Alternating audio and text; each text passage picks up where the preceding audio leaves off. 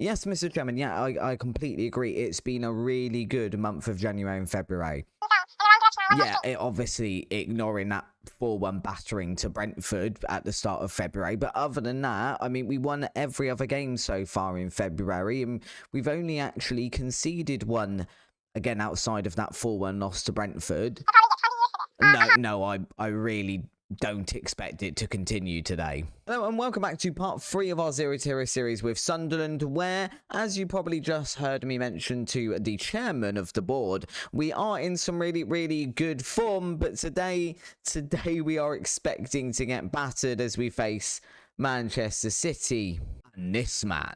Although realistically, what are we worrying about? We've got our own Norwegian striker, and this one's younger. Not really performing to the same level, but younger. Actually turning our attention to the results we have had since the last episode, though, you can see we have been on a pretty good run of form. Directly after the Huddersfield game, we then faced Hull in the FA Cup 4th round. We did manage to beat them 3-0. We then, as I mentioned, got absolutely thumped by Brentford. I'm putting that down to tiredness, maybe.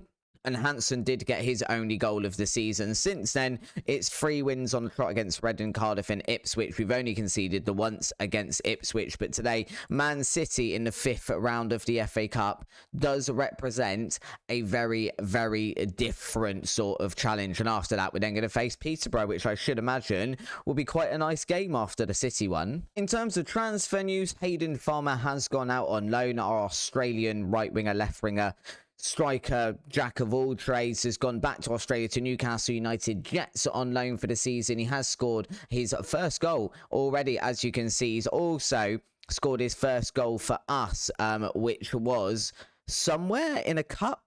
He scored somewhere, and now it's not showing up, and I don't know where he scored, but I swear he scored in something, a cup competition. He might have scored in the FA Cup. Maybe it was against Hull. Somewhere he scored a goal. On the inside, we have brought in some transfers ourselves as well. The pick of the bunch being Pettersson, an Icelandic goalkeeper. We can see is currently 3 stars of ability and has the potential to be a Premier League standard player. He hasn't yet made his debut because Pettersson is in such fine form. But we're definitely, at the moment, thinking ahead to next season where potentially he does become our number 1. On deadline day, we did make 4 more signings on loan as well. The first of which is Regragru, a Moroccan central midfielder who has come in to be our first choice deep lying playmaker. He reminds me a little bit of a watered down Lewis Nightingale, but we couldn't get Lewis Nightingale. He's got good first touch. He's got reasonable passing and reasonable vision as well. So he has been a decent player for us so far. He's made 4 starts in the league, hasn't yet got a goal, but has got himself an assist and a 6.8 rating. We also signed Julian Brookler on loan from Chelsea to come in and just work alongside Daniel Ballard, really, as our central defender. Again, he's starting off quite well. If we have a look at him at 3 appearances, he's got himself a goal as well off of a set piece. And he's a pretty decent all-rounder, powerful centre-back is how he's described by the media. And you'd think he definitely fits that bill. But unfortunately, not all of our loan signings were scouted enough. We also brought in Nikola Nevestic, a Croatian left-back who's on loan from somewhere in Croatia. He's not very good. In fact, if we have a look at his report, he's only a League 2 standard player, but he is there for squad depth. And we equally brought in Nathan Jordan, who was showing up as 3.5 stars, but actually only comes in as a 2-star National League standard player. So probably never going to get a game for us this season. For our part, we're absolutely loving life up north. They make a banging cup of tea. But we really need to turn our attention to this cup game against Manchester City, which we're not expecting to win. But we want to go out and not get battered and not absolutely kill our morale. To do that, we've got Patterson in goal, Adam Marola, Mbete, Thompson and Sekete as our back 4. Allardyce in midfield, new boy Regragui, I assume you say his name, alongside White. We've then got Anthony over on the left, Clark on the right and Emerson starting up front today. Just because I feel Emerson is probably a little bit better suited to how we're going to have to play today if we do want to get some sort of result against Manchester City, which is going to be lots of crosses into the box and very potentially hoof it forward, for want of a better word. And Emerson, being quite a tall lad, is a lot better than that than Hansen. Annoyingly, now we've brought Hansen in, he's also started to score goals. Oh, that team is disgusting. Foden's still in there. Haaland's still in there. I just saw Hudson-Odoi was on the bench as well, so apparently they've nicked him from Chelsea. Never done that well in real life. Absolutely fantastic when I've played him in game, although he does have legs that are made of Weetabix and does get injured quite a lot. What we're looking for here then, let's temper expectations straight from the get-go. We are not looking for a win. We're not looking for a draw and a replay. We are looking for a loss of 2-0 or less. Basically, if we lose by less than 2 goals, I think we have to consider that a pretty good result, especially when you consider the state that Sunderland were in when we got to this side. We're actually doing a lot better at the moment. Oh, Grimsby are still in the FA Cup. See, now I do what I want them to beat Leeds, and I want us to beat City, and I want to get Grimsby in the cup, and I want to go back to walloping them because we don't like Grimsby. They sacked us.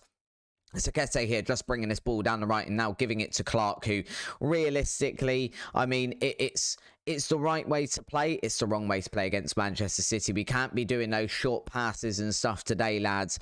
They are going to press us. They're going to do exactly what they're doing now, which is hold up play, but pass that ball around pretty quickly. It's basically 1 or 2 touch football.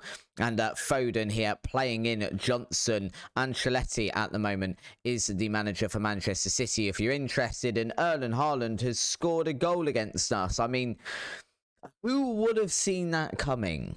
Looking at the replay, to be fair, it's a pretty easy one for them. They just play that ball into Johnson. Johnson holds it up long enough to just sort of get away from Sakete. And then Haaland is there to nod it home, which I have a feeling we might be seeing a lot of. I'm sure all the fans of Premier League teams in real life are really enjoying seeing it too, unless you're a Manchester City fan.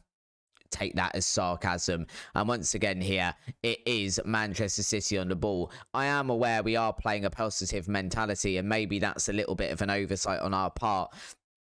And it might be that very quickly we need to change that, because we are just getting the absolute runaround here. And there is Haaland once again, scoring his 34th goal of the season. I'd really like to not destroy our dynamics here. Unfortunately, that might be what's happening. We're going to go cautious and demand more from the team, and that's realistically just to try and limit the damage. I mean, if we could get a shot in on at all at any point, that would be quite nice to see. I definitely don't think we're going to be working it into the box today. It's more going to be early crosses, shoot on sight, try and hit Emerson, and then we have got another big boy in the form of Stewart to bring on as well. Heading towards half-time, we're not really making a dent in Manchester City's defence at all. Thompson here over to Mbete. Mbete doing possibly the right thing and just launching it forward, trying to find Anthony. If we do that enough times, I think eventually we are going to get lucky on one of them. It does mean, though, of course, that we are going to be giving up a lot in the way of possession against Manchester City. And you would expect them, a team of their calibre, to be punishing us pretty much every time. And again, tempering expectations. Let's remember, when we got here, we were basically in the relegation zone. We're not really that good a team. Oh, look, Haaland on his hat-trick, and Haaland does put it in the back of the net, but it is going to be called back for offside. You're not having your hat-trick. You've scored 2. No. Ref, chalk it off. No, never mind. Goal awarded then. We're 3-0 down at half-time. Erling Haaland is absolutely ruining us. And as I mentioned, did we expect anything else? We have just told the team we're happy with their performance, and I know that seems like a weird thing to do when you're losing 3-0, but again, it's Manchester City and Erling Haaland. Mbete's 1 yellow card away from a suspension. I don't think that matters in the grand scheme of things. I don't think we're going round to the through to the next round, and I'm not really worried about next season's FA Cup yet. Sakete has managed to get across into the box. That's already a massive improvement on what we have been doing. Thompson now over to Regri. I'm not going to be able to say his name. We're going to have to change your name, lad. You're on loan, but for this season, you're going to be called Ted. You're called Ted now. We're not going to call him Ted, but really, let's just assume I cannot say players' names, especially if they're not real players. It's bad enough when they are real players. I still can't say the name. Non-real players, significantly more difficult. I'm aware I'm just rambling, but Manchester City here, Very, very happy to just hold at the back. Hudson-Odoi now on into Erling Haaland. He's looking for his fourth. Patterson goes down, trying to block his way. And it really hasn't mattered at all there. I think at this point, we probably just hit pause, go to the tactics, and just sub some players off. Everyone is looking very, very tired. We're just going to make 5 substitutions. And that's what the team looks like now. Confirm those subs, hit play. We're not going to watch the replay. I've seen enough of Erling Haaland score in this match. I don't need to see it 8 times. 4, more than enough. We do see our kickoff here from Hansen, who has now been brought on for Emerson. Be lovely here. He can make a little bit of a name for himself by even scoring against Manchester City. Stewart playing it into Hansen. He is through on goal. Hansen is through on goal. Hansen has scored his 2nd goal of the season directly after coming on, and it is against Manchester City. We're going to be amused by the fact that the commentary down below just said that Sunderland are red hot. I feel like we are anything but Hansen there. That was probably the best control and first touch I've seen him do all season. It's probably just put his value up by another £2 million as well. And he has got that pesky release clause that currently is less than his value. That one's into Robson. Robson just turning that one over the bar. We've all of a sudden at the end of this match with these substitutions woken up. I mean, let's be honest, we're not going to score the 3 goals and make up the deficit in the last 5-6 minutes of this match. But it is nice to get a goal against Manchester City. Even if it does mean we lose 4-1. That's the second 4-1 loss this month. Out of the FA Cup then, we kind of expected that. But let's have a look at the league table where, as you can see, we are currently 16th, a significant improvement since the last episode. We're on 42 points. We also have a game in hand above Huddersfield directly below us on 41. So we could just lengthen that gap a little bit more. The first team down the relegation zone are Oxford on 34 points, and we've got a game in hand on them as well. Next up, of course, we face Peterborough. Peterborough, I believe, are just above us in the league. Peterborough are just below us in the league. They are currently 19th, so 2 points behind us in the league. It's a winnable game. We've just got to hope that we haven't just absolutely ruined our dynamics with that loss. So moving straight into that match against Peterborough then, the lineup we're going to be using today is Patterson in goal. We've got Liddington, Bruxer, Ballard and Sekete as our back 4. Then got Matete, Ragriguai, I'm guessing his name would be, and White in midfield. His name is going to change every time I say it. Anthony on the left, Clark on the right, and then Hansen starting up front today. And then this is our bench for you to have a quick perusal at as well. Matete just coming back from injury in that ball-winning midfielder role, but we don't really have anyone that I feel performs very well there at the moment. Maybe it's the role. Maybe it's the ball-winning midfielder role rather than the players in there, because no one so far this season has been a real standout there. Perhaps it's something we need to look at. I think going forward into next season, I'd quite like that to be the deep-lying playmaker and then 2 different roles in front of a deep-lying playmaker. But we kind of need to see a couple of things really. What we can get in the transfer market, who we can get. The scouting team so far are doing a fantastic job of finding us lots of young players ready for the first team now. Bags of potential, which is very much what we're looking for. It's very much how we built Forest Green Rovers when we were there. But equally, it is going to be very dependent. Great goal. What a great goal. Going to be very dependent on what finances and transfer budget we get in the summer. We're going to learn to say his name. Say it with me, boys and girls. Regragui. That man, though, has just scored a goal. Clark there, pulling it back to him on the edge of the area. He's taken a shot. Let's be honest, it's taken quite a large bubble there. But it is in the back of the net, and we are 1-0 up against Peterborough. Peterborough probably feeling a little bit unlucky with that as well, to be honest, because they are above on possession. They are beating us on shots and pretty much every other stat. But as it always go back to, they're not beating us on the one stat that matters, and that is goals, where currently we lead them 1-0 as we go into half-time. I have just seen, though, that Hansen apparently has suffered an injury, so we do probably need to take him off at halftime. Let's bring on Evan Robson. He's our young player. We're going to go with him rather than Stewart. Stewart, I don't think will be here next season. He's on the transfer list. He does score goals, to be fair, but mostly off the left wing rather than when he's actually playing as a striker. When we cross it into the box and it floats over the top, he normally can get on the end of them. Ballard is going to have a shot here. Daniel Ballard is getting his first goal of the season. I don't know if that's his first for the club. it isn't saying it is, so I'm guessing he has scored again for previously for the club, but that was a really, really good striker. Another set piece. We have got a lot better at those. Regragui there. Regragui, oh, Jesus, I'm never gonna be able to say his name. Doing a really nice corner, and then it's eventually fallen down to Ballard, and that is some really good composure and a really good technical strike there from a centre back. And we were 100% hit. We can see we've just moved up as well with that result into 14th place. We're getting closer to that mid-table finish that Sunderland were expected to achieve this season. And let's remember where we started when we joined this team. So it makes me a little bit confident for next season, given we're going to make some transfers in the summer and make this team more in our image, more something we'd be comfortable with, rather than what we've got and what we've inherited.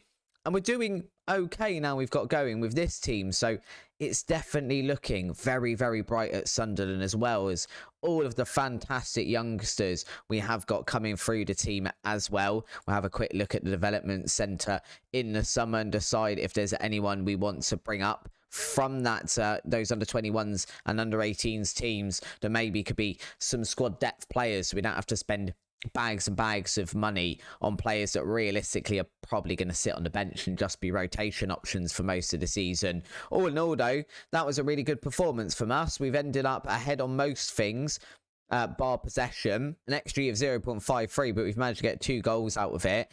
It's probably not a great spectacle for the fans, because when you look at the XG for both teams, it really wasn't all that wonderful. But again, we are now in 15th place. We're level on points with Blackpool, who are above us, but we have a game in hand, so we could just slot into 14th place there. We're not that far behind the likes of Cardiff, of Luton. We're not that far behind Ipswich. We're not really that far behind Coventry, all up in 9th. So it is still all to play for. We could definitely go on and finish a lot higher than what we look like we were going to this season. Looking ahead at our schedule, we're going to be coming back here, which will be for the Middlesbrough match, obviously, because of the rivalry of them. And then we'll play Derby as well, who are 23rd at the moment.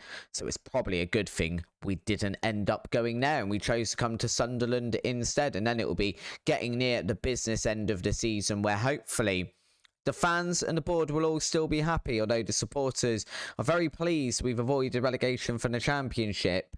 But we still need to apparently record a top half finish. And I'd really like to not have a repeat of Grimsby, where, if you remember, we got unceremoniously fired for not finishing where the supporters wanted us to finish. If you have enjoyed today's episode, though, please do drop a like down below. Hit the subscribe button if you haven't done so already. And thank you for watching.